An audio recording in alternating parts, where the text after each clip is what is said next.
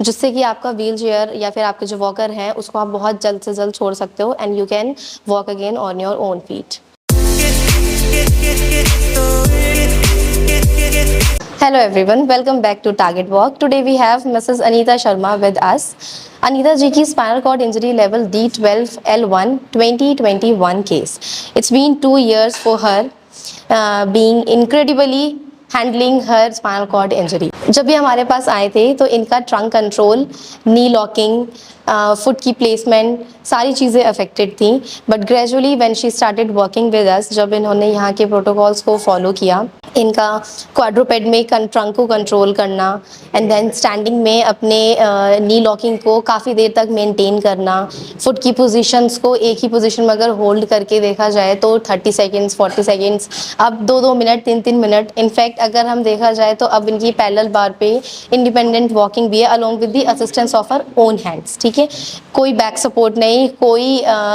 Only with the help of AFOs because of the foot drop. Spinal cord injury के cases में सबसे important चीज़ है weight bearing. अगर हम किसी भी प्रोटोकॉल को ऐसे मेंटेन करते हैं जिसमें वेट बेयरिंग के टास्क ज़्यादा हो, जनरली क्या होता है कि आप बेड पे एक्सरसाइज कर रहे हो 1 घंटा, 1.5 घंटा, 2 घंटा, बेड की एक्सरसाइजेज आप 2 घंटे करो, बट अगर आप वेट बेयरिंग में अपनी एक्सरसाइज करो, एक प्रॉपर अपनी पोस्चर और बायोमैकेनिकली हर एक जॉइंट को मेनटेन करके, so that will going to help you more than doing the bed exercise.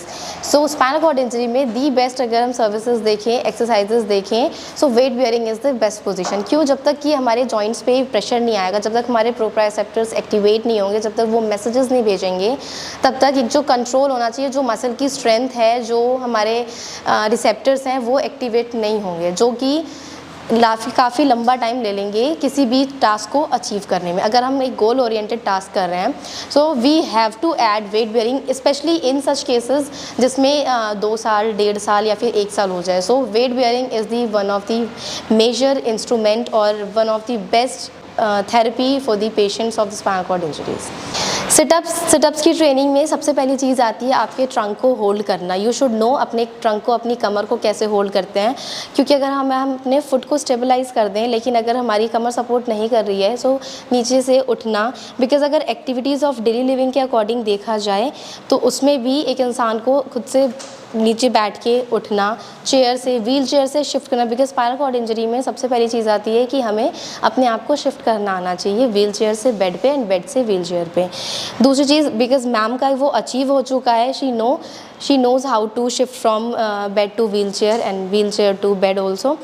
But अगर हम ट्रेन करें कि अगर आप चेयर पे बैठ गए या फिर बेड पे बैठे हो, सो उसमें कैसे उठोगे, सो ये इस टाइप से हम क्या करते हैं, इनके नीज़ को लॉक कर देते हैं, इनकी एंकल को प्रॉपर सपोर्ट करके, एंड देन बेसिकली इन्होंने अपने कमर को हैंडल करना है, होल्ड करना है और अपने आप को आगे पुल करके खड़े होना है, जो कि अभी ये स्पेसिफिकली मतलब 15 to 20% ऑफ एफर्ट ले रही हैं हमारे थेरेपिस्ट का। बट ग्रेजुअली जब इनकी फुट में और एक्टिवेशंस, फुट में और स्टेबिलिटी आ जाएगी, सो डेफिनेटली ये टास्क और बहुत ज़्यादा इजी हो जाएगा। हालांकि अभी अपनी कमर को कैसे, किस टाइम पुल करना है, किस टाइम रिलैक्स करना है, किस टाइम क्या करना है, वो सब चीज़ें इस तरह से हम इनको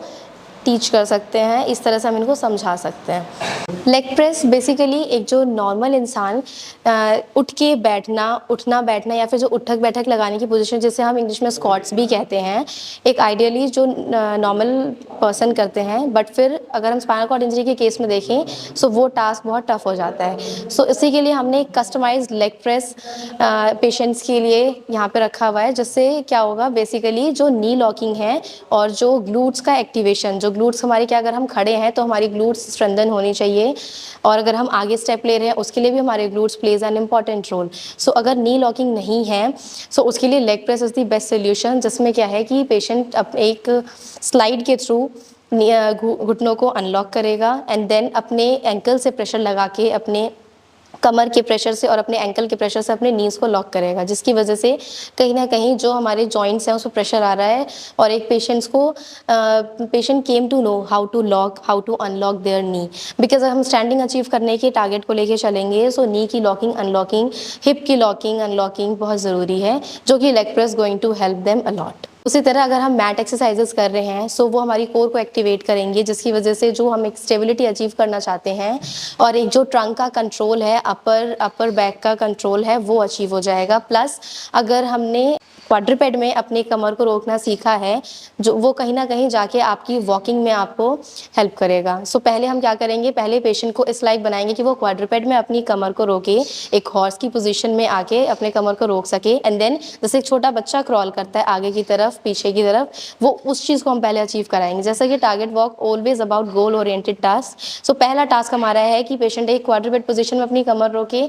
एंड देन फिर वो क्रॉल करना सीखे, क्रॉलिंग अचीव हो जाएगी एंड देन हम उनको स्टैंड करने की कोशिश करते हैं। स्टैंडिंग अचीव हुई, स्टैटिक स्टैंडिंग अचीव हुई and then sit to stand, जिससे कि प्रिपरेशन हो जाए आगे चलने की। फिर जब सिटअप्स ऐड हो जाएंगे, सिटअप्स में कंट्रोल आ जाएगा, देन हम उस पेशेंट्स को अलाउ करते हैं टू वॉक। सो किसी को भी अगर स्पाइनल कॉर्ड इंजरी हुई हो रोड ट्रैफिक एक्सीडेंट की वजह से, या फिर अगर ब्रेन हैमरेज, स्ट्रोक हो, कोई भी इशू जिससे आपकी बॉडी पैरालाइज्ड हो या फिर पैराप्लेजिक हो या फिर अगर हेमिप्लीजिया हो, so demotivation is not the solution. आपने आगे बढ़ना है, अपने आप को कैपेबल बनाना है। बिकॉज अगर जितनी जल्दी, न्यूरो के केसेस में सबसे अच्छी बात है कि 6 to 8 मंथ्स वो गोल्डन पीरियड होते हैं। अगर उस गोल्डन पीरियड में आपने एक रिकवरी को अपनी अचीव कर ली, तो जितनी जल्दी आप अपनी थेरेपीज़ को, अपने सेशंस को स्टार्ट कर दोगे, उतनी जल्दी आप अपने वॉकिंग पैटर्न को, अपने आप को कंट्रोल करना, एक जो आपका जो टाइटनेस है या फिर आपकी जो वीकनेस है, उसको वीकनेस को स्ट्रेंथन करना, टाइटनेस को लूजन रखना, वो सारी चीज़ें उतनी जल्दी अचीव हो जाएंगी, जिससे कि आपका व्हील चेयर या फिर आपके जो वॉकर है उसको आप बहुत जल्द से जल्द छोड़ सकते हो and you can walk again on your own feet. So अगर व्हील चेयर पे आप हैं और अगर आपने वॉकर से वॉकिंग कर रहे हैं, सो आज की डेट में इतनी innovative therapies we have developed here at target walk. सारी customize wheel chair, gym setup, everything for the customization regarding spinal cord injury यहाँ पे अवेलेबल है, जिससे कि आपका व्हील चेयर या फिर आपके जो वॉकर है उसको आप बहुत जल्द से जल्द छोड़ सकते हो and you can walk again on your own feet. Thank you so much.